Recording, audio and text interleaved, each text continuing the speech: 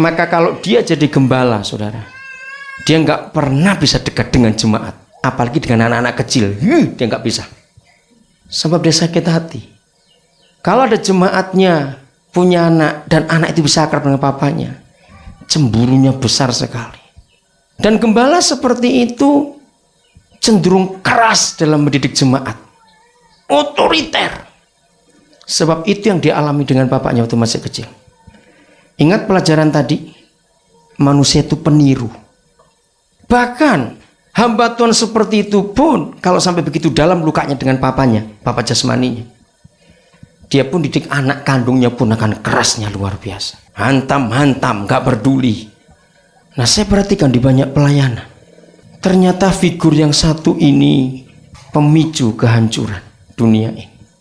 Maka ada seorang hamba Tuhan yang namanya Pendeta Julius Ishak yang saya kenal, dia pernah khotbah. Ternyata setan sudah pegang pelatuknya, pemicunya. Untuk menghancurkan dunia tidak perlu banjir, tidak perlu gunung meletus, tidak perlu gempa bumi, tidak perlu penyakit AIDS yang menyebar, tidak perlu perang nuklir. Cukup semua ayat dihancurkan, dunia akan hancur karena ayat ini. Betul juga. Karena setiap ayah itu mewakili ayah surgawi. Lalu kalau kita nggak bisa jadi ayah dengan baik, akan hancur generasi yang berikut itu. Maka itu setiap kali ada konseling pranikah, saudara, saya akan telusuri jauh waktu masa kecil.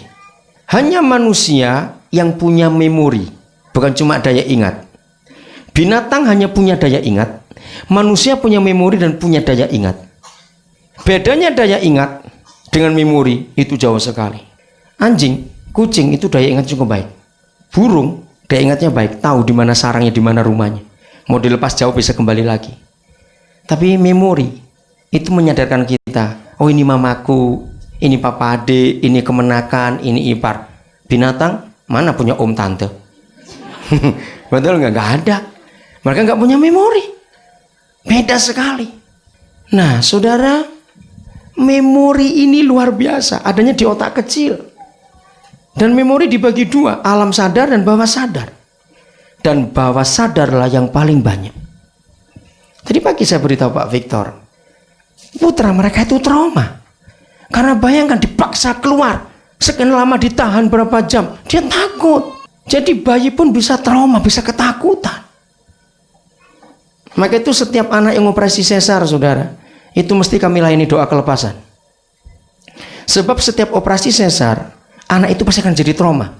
Tiba-tiba aja lihat terangnya dingin, karena nggak normal lahirnya itu. Kasihan mereka itu, perlu didoakan betul-betul. Berapa kali saya ngalami bayi-bayi itu dirasuk setan, walaupun tidak ngamuk-ngamuk begitu. Maka itu kalau saudara doakan bayi, lalu masih berapa bulan sudah bisa tutup kuping waktu didoakan, itu roh jahat. Itu tanda yang paling gampang.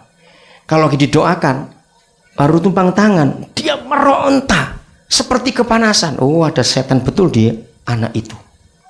Jadi itu pengalaman saya dengan bayi-bayi. Kalau bayi-bayi susah tidur, itu diganggu roh jahat. Bukan karena dia kembung, tidak. Karena bayi-bayi itu peka. Betul nggak? Dia tahu, sensitif sekali. Dari situ orang tuanya berjaga-jaga, kenapa jadi begini? Nah, itulah anak-anak dari kecil pun setan bisa bekerja dalam hidup mereka. Satu keluarga bertobat bukan karena nama Yesus saja.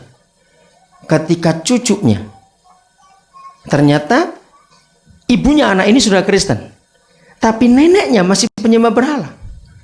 Nah, waktu dalam kandungan ini nenek sudah minta-minta ke berhala-berhala itu. Si ibu tidak tahu. Dari lahir sampai umur 3 bulan, baru 3 bulan. Gangguan terus anak ini, nggak tidur, nangis terus. Waktu kami datang untuk mendoakan, baru masuk, belum sempat doa, 3 bulan, saudara, itu neneknya sampai 3 bulan sudah bisa masukkan telunjuknya ke kiri kanan kupingnya. Coba bayangkan, dia ambil digendong, ditutup. Oh, setan kurang ajar kamu. Saya langsung bilang pada neneknya, kalau ibu sayang cucu ini, lepaskan semua roh yang ibu kirim Tuhan dalam kandungan. Dia kaget, saudara, dia nggak bisa bantah karena fakta. Setannya akan kami cabut. Kalau nggak anak ini mati, ya dia sayang cucunya. Ancam aja langsung begitu sudah. Oh, dia bertobat, saudara. Di situ dia berlutut pertama kali, minta ampun. Sebut nama siapa saja pernah diberi pada anak ini. Wah, dia ngaku semua. Begitu kami tangking dalam nama Yesus. Saudara, mamanya coba tarik jarinya, masuk lagi. Kuat sekali, 3 bulan. Neneknya langsung bertobat, minggu langsung ke gereja. Dia tahu berarti yang saya sembah setan. Iya, ini buktinya. Apa yang ibu masukkan dalam kandungan anak ini? Jadi jangan anggap enteng bayi-bayi, setan pun bisa bekerja. Maka itu saya percaya, kalau Yohanes membaptis penuh Roh Kudus dalam kandungan, setiap ada kandungan doakan untuk dibaptis Roh Kudus. Dan anak itu kan luar biasa nanti, saudara. Ada ratusan bayi yang sudah lahir dengan cara itu. Begitu tahu mengandung, langsung minta penuhi dengan Roh Kudus. Itu bukan cuma untuk Yohanes. Dan anak yang dipenuhi Roh Kudus dalam kandungan, dia akan hidup terus dengan Tuhan. Karena Roh Kudus itu pribadi yang akan mengajari dia. Dia belum kenal siapa-siapa, Roh Kudus adalah teman dia. Luar biasa. Nah, itulah manusia itu.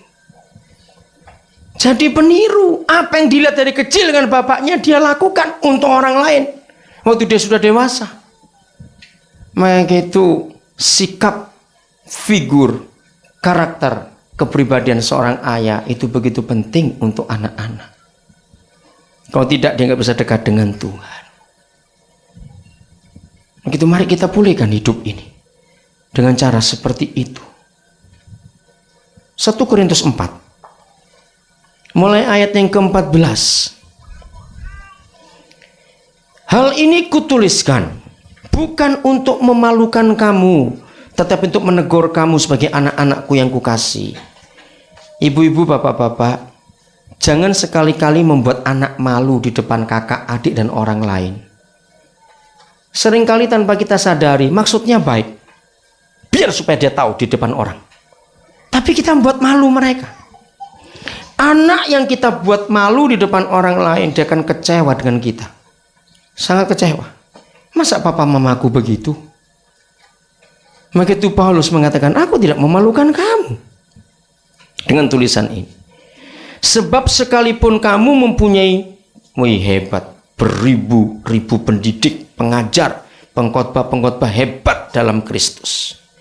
Ternyata kamu tidak mempunyai banyak bapak.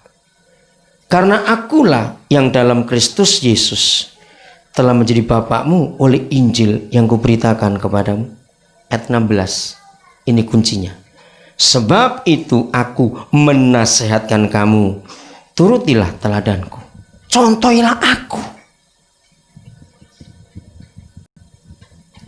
Saudara, ribuan tahun yang lalu gereja sudah diberitahukan ini sebagai peringatan.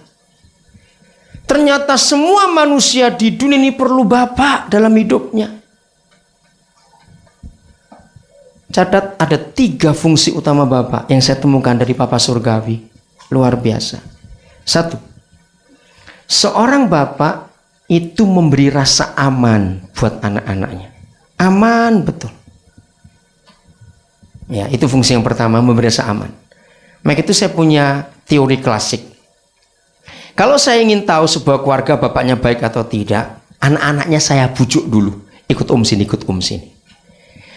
Kamu lebih senang papa di rumah atau tidak? Ngerti kira-kira? Kalau sampai mereka jawab serentak, lebih senang papa nggak di rumah, saya akan cari bapaknya di mana. Kalau sampai anak-anak bisa senang kalau bapaknya nggak pulang, ini pasti bapaknya harimau lapar ini. Ngerti kata-kata ini? Bapaknya galak sekali. Sampai anak berkata, lebih baik papa nggak usah pulang. Berarti papa tidak memberi rasa aman untuk anak. Rasa aman itu mutlak untuk seorang manusia.